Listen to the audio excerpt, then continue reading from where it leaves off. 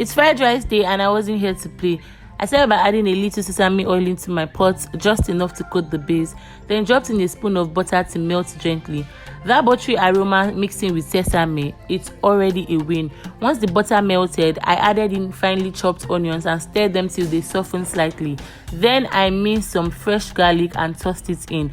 You know that combo that never misses, this is it. For seasoning, I used my go-to, Gino peppered chicken cube. I crushed it right into the oil so it could dissolve and build flavor from the base up. Next, I poured in my washed rice and fried it gently in the oil mix, making sure that every grain was well coated. Then I sprinkled in some curry powder to bring in that signature fried rice aroma and color. At this point, I brought out my meat stock, but I didn't just pour it in anyhow. I passed it through a sieve, not because it's dirty, but because I don't want any particles sneaking into my rice. After that, I covered the pot and let everything cook on low heat, allowing the rice to absorb the flavor slowly. I checked after a while, tasted the grain, and it was still firm, so I let it cook a bit more. While waiting, I grabbed another pan, added some oil, then sliced sausages and dropped them in.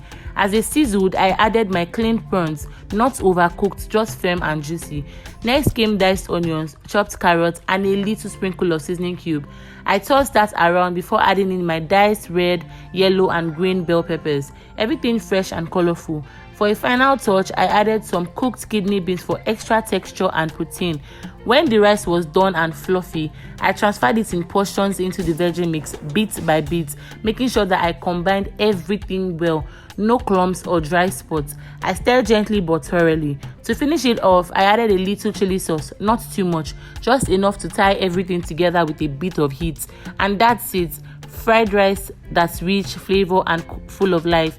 Shout out to Hilda Baci for this inspiration, because this combo is giving restaurant quality made at home. Bye guys.